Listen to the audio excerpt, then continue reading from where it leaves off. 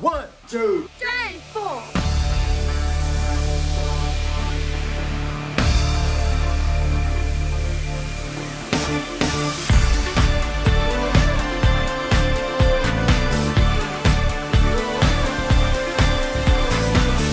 Everybody all around the world, I'm gonna tell you what I just heard. There's gonna be a party all over the world. I got a message on the radio, but where it came from I don't really know. And I heard these voices calling all over the world. All over the world. Everybody got the word. Everybody everywhere's gonna feel tonight.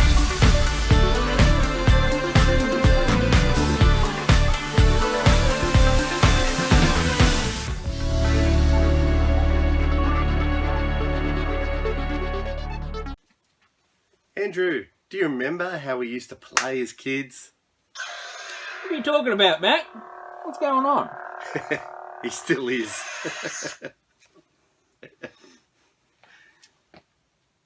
I don't know where to go with it. And welcome back to Keep On Collecting. G'day, everyone.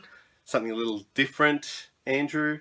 We've come up with an idea. We'd like to just go around to the YouTube community and find out how other people, other YouTube creators, used to play with their toys as kids. Oh, that's an excellent question, Matt. Yeah, I just thought, go and reach out to a few other collectors and find out what they used to do. I mean, because that's what collecting's all about, and is getting your childhood back. For other YouTubers to give their stories on what was the first lines they collected and how they played with them, that's an awesome question. Yeah. So I've gone off. We've got a handful of videos from other YouTube creators. So sit back, enjoy, and listen to what they've got to say on their Playtime memories. Let's go. Hello everybody, this is Chris from Chasing 80s Toys. Thank you very much, Matt, for having me on the channel. And some of my Playtime memories, my favorite Playtime memories, come from the line behind me, G.I. Joe. I had a lot of figures from G.I. Joe back in the day, a lot of vehicles, but on the play set front I had to make do with small play sets like this Checkpoint Alpha behind me. I didn't have the mobile command center, no USS Flag for sure, didn't have the battle platform, which I'm very happy to have now in my collection. It's here beside me. But like I said, I made do with the small play sets, and these small play sets made a big impact on every adventure I did. They took center stage, center point on each Playtime adventure. The Joes were defending and the Cobras were attacking, and I had a huge amount of fun and therefore fond memories from these small play sets. Checkpoint Alpha, therefore, it's still to this day my favorite playset from the G.I. Joe toy. God, yeah, I remember Playtime vividly when I was a kid. For me, the best time of my life in the 80s. We were so lucky that our parents and grandparents bought us so many things. And when I think back, the most vivid memories I have were 4 main toy lines. I'm going to start from number 4 now. The fourth one might surprise somebody, but we had a lot of Supernaturals as a kid. I remember. The main sort of thing about them was the weapons would glow in the dark, and we used to go to bed, and we only had quite a small bedroom at this point. Me and my brother shared a bedroom. We had bunk beds, and we used to line up the figures and all the weapons at the end of the bed. Now, we had quite a few of them, and the weapons, like I said, they would glow in the dark, and we had a small room, and it used to illuminate our bedroom, and we used to get into trouble all the time. Mum used to pop her head in, and the toys were lined up, and we would be always popping our heads up to look at them, and it illuminated the room, and she used to have to come in and cover them up or take them away because we just wouldn't go to sleep. And we loved the holograms. They were huge holograms. Yeah, Supernaturals were a great toy line, but Transformers was an amazing toy line as well. I remember going to watch the '86 movie with my grandparents. Me and my brother went, and afterwards I remember vividly they took us to our local Woolworths and told us we could pick 1 Transformer each. My brother picked Ultra Magnus, I picked Galvatron. Now, this isn't my childhood Galvatron, unfortunately, but a very, very good friend of mine restored this for me recently, cleaned it up, re-chromed him, and even fixed his lights and sounds. Another toy line we played with a lot was Mask, namely these guys. We had a huge hallway in our childhood house, and I used to charge up and down, and these Thunderhawk and Switchblade were always chasing each other, and you know, just fantastic toy line, love it to this day. But the toy line I always came back to as a kid, you know, it trumped everything, was Star Wars. The amount of times I had my Luke Bespin and, you know, Yoda in the front garden, I was digging out holes and filling it with water, and that was the swamp on Dagobah. And you know, if the council left sand on the street, then that was Tatooine. We were always looking for our Star Wars toys. And yeah, I have some fantastic memories. You know, if it snowed, we used to go out into the backyard, and that was it. Our snow speeder was dug into the snow, and the AT-AT was shooting at it. And yeah, just amazing memories. And when I think back, you know, the 80s just were an amazing time. And then if I could, I would go back tomorrow. But the 4 toy lines we played with the most: Star Wars, Transformers, Mask, and Supernatural. Hello and welcome, fans of Keep On Collecting YouTube channel. My name is Usual Mike, and you've seen me on Usual Mike Television. Today I'm talking about toys I played with as a kid. Now, as you know, my channel is all Star Wars and G.I. Joe. Yes, they were in there as elements, as you've seen. As a kid, I had Chewie, Luke, Han, especially Han. That was my first figure. C-3PO, for some strange reason, me and my brothers had 2 of him. And my Stormtrooper was the Scout Trooper. That's where it all started. Also, collected Hot Wheels, not this one in particular, I'm talking the old school stuff. But when it comes to playing with figures, yes, the action figures were important. We had a lot of what we call corps, which is Leonard's core, and there was some G.I. Joes thrown in the mix to muck around with the 3 3/4 inch Star Wars figures, because it's all one little universe in your imagination. Something I played with, which I still have to this day, which I've never really talked about on my channel, something near and dear to me, which I tried to get back into when they released the line, was Micro Machines. In particular, Micro Machines Travel Cities. These little sets were made in 1986, 87, 88, and were in this country about, I want to say, $10 each, which is a lot of money. That's a lot of pocket money you got to drop to collect these. And some of these, still in their case, I mean, I've opened up and played with them, put them back in the box. These are my early toys. And as you can see, some of them, the little case lives inside. I've long lost the box. But yeah, these little sets here were something I played with a lot and looked after and cared for. Obviously, being a 10-year-old kid and still looking after the boxes, what does that say?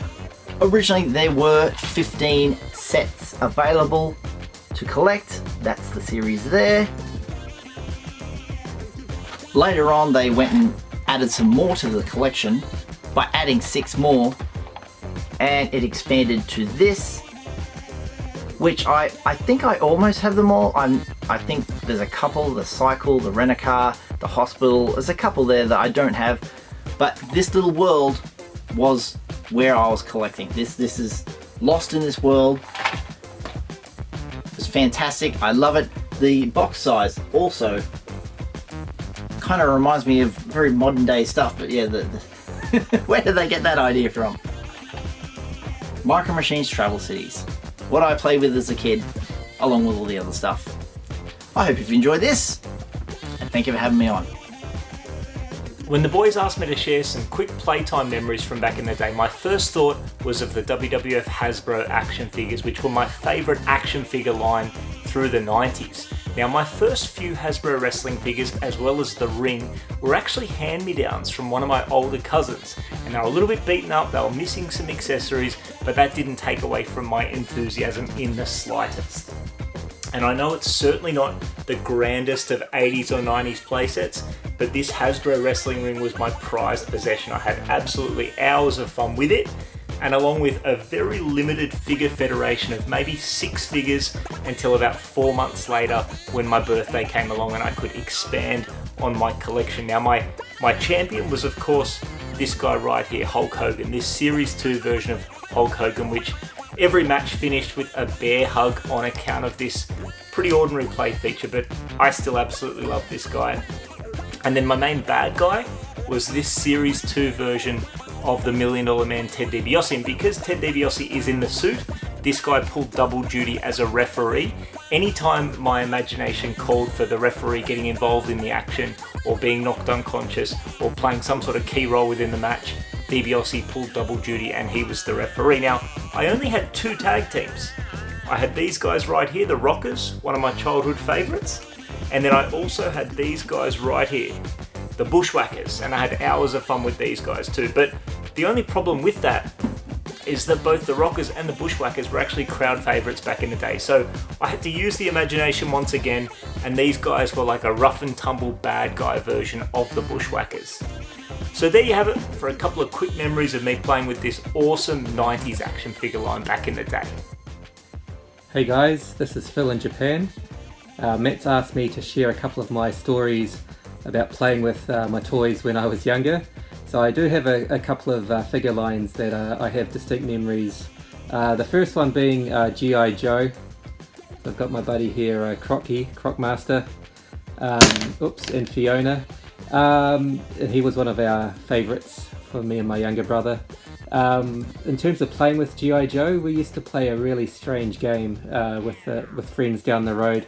We used to play a game called Hide the G.I. Joe. So we would chuck a handful of G.I. Joes into our pockets, go down the road to our friend's place, and in the backyard he had this massive tree, and so it was a little bit like hide and seek. So someone would close their eyes and count to 20 or something, and then we would scatter and hide our G.I. Joes throughout the tree. Needless to say, we lost a fair few of G.I. Joes, so there may be a few of those hidden underground in his backyard. But yeah, that was a bit of a fun game we used to play with our G.I. Joes. We used to lose the accessories and stuff very, very quickly. So yeah, we did a few silly games like that. And then the next toy line I want to talk about are the wrestling figures, the LJNs. So LJN figures are the longest association I have probably with playing toys. It seems like I played with LJN figures all the way through my childhood, and we used to just go to town with them with my friends and my younger brother. And yeah, my father built us a wrestling ring.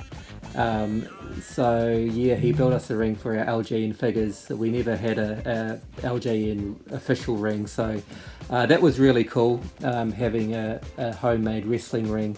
And he used carpet and turned the carpet upside down and had the foam side of it facing up, so it made the wrestling ring sort of springy, like a real wrestling ring. So we absolutely adored it. I think he may have used shoelaces or something for the ring ropes, but yeah, we had a great time with that. Anyway guys, that's just a couple of quick stories about playing with my toys, which I still like doing. Thanks Matt, keep on collecting. G'day everyone, Andrew from Keep On Collecting. Well, let's ask the question, what was the first toy line you sort of ever experienced? Well, for me, it was 1974's Mattel's Big Jim. Now, one of my first earliest toys that I ever played with, actually, and that was this Big Jim camper van. I mean, it was the first sort of real type play set that I ever had. It was absolutely awesome. Come with Big Jim in his Western gear. I mean, look at this. He comes with his little camp set, his gun. Eventually I got other toys from the line when I was a child. Big Jim's Terror of Tahiti in his little diving outfit and his clam that he puts his hood in and gets caught. I mean, other ones like the Rugged Raider as a motorbike, and this one over here, the Big Jim is an alligator and like a Devil River Trip, that's what it's called. And like those American hovercraft type things that go along the swamps and he catches the crocs. Yeah, so what an awesome play set it was. I played with this nearly every day in the lounge room, using the the dining table as its garage. But inside, the good thing with this one, it was like an actual its own little toy box, because it opens up. It opens up, and you can virtually pack all your other toys in there. I mean, I got a lot of Mego action figures at the time from my parents, and they played together quite well with Big Jim. And then in the evening, you packed them all up, put them in your little Big Jim toy box there, and away it went for the next day. Yes, and I have so many fond memories of pushing this around the house and up and down with all the crew in the front driving. And even at the back here, the little flap opens up, if I could get it there. Oh, sorry, the little flap opens down and you can put your little figures hanging out there. And I used to play games like, well, they're all figured out like shooting out the back of a wagon, like the Old West. Yeah, absolutely lovely. Absolutely love this toy line, and I still do today. So there you go. That was the first toy line I ever came across, and now I do collect them, and yeah, absolutely beautiful. So thanks, Matt, for posing the question. G'day trendsetters, Ed5 here, giving you a little rundown about playtime for me as a kid in the 70s, 80s, being a Gen Xer. In the 70s I used to love playing with more toys. I had the large action figure of this guy, and I used to play with him everywhere, as well as this guy with his little egg. Also had Cowboys and Indians. Then, of course, in the 70s and 80s, we moved into the beautiful Star Wars toys. So, yeah, we had the best playing time ever when it came to these guys. Best figures, 3 3/4 inch, and still cannot be beaten even now. Also used to love hanging out, playing with my hand solo pistol, because I thought it was very cool being Mr. Solo. But then also used to play Action Man with G.I. Joes. And yeah, then sort of later in the 80s came into a fantastic line, which was Master of the Universe. And yeah, absolutely played the heck out of these after obviously 83, when the last Star Wars franchise finished for us. I moved on to a different line, which was He-Man and Master of the Universe. But yeah, being a collector all through my childhood life, adult life, you know, used to get into things like Land Before Time, Ghostbusters, and then yeah, moving into the 90s when we had Power of the Force, Power of the Jedi, and then trilogies and toys. So you can't beat being a kid in our time frame. It was the best time of life. We had so much variety, so much to choose from when it came to toys, and yeah, it really was the best time of my life. And then going to the teenage years later on, we used to ride pushes around everywhere, and then obviously later in the early 90s got out of playing with toys as such, because you know, there were more important things like chasing girls and the like. Anyway, that's my rundown of playtime for me as a kid. It never ends. It keeps going on. Playtime is for the big kid in all of us. Cheers, guys. You know, one of my favourite memories as a kid, collecting, playing with toys, blah blah blah, was probably Christmas. And I can't remember if it was 84 or 85, I know it was one of them. But it's funny because a lot of people turn around to me and say, Shabby, do you remember your first Star Wars figure or your first Star Wars ship? And I kind of do, because I remember that Christmas, me and my 3 brothers had come downstairs and my mum had got us all the Star Wars. I mean, well, I say all of them. There's one or two missing. I think the Y-Wing, the B-Wing and the Imperial Shuttle were missing. But apart from that, we had everything. And it was an awesome Christmas. I think, you know, I'm in my 40s now and I look back then and it's so vivid. I mean, I remember all the figures, you know, the Millennium Falcon, the X-Wing, the A-Wing, what was one of my favourites back then? The Star Destroyer. Do you remember the Star Destroyer? That was absolutely fantastic. That was a great memory, that. I mean, and I think that's where my love of Star Wars comes from, really. Obviously, the films and whatever, but that Christmas will always stick with me. And again, I think that's why I'm such a massive fan of Christmas, because just coming downstairs as an 8-9-year-old and seeing all those Star Wars vehicles and all those Star Wars ships and, you know, and figures, wow, what a Christmas that was. So yeah, that's one of my favourite childhood toy memories, if you will. Alright, speak to you soon. Alright, thank you very much for joining us on Playtime Memories. Thanks again to Chris and Luke and Phil and also Ed5. And to Scott Crusher and the usual Mike, thank you. And our good friend Shabby Geek. And of course, You. me. There you go.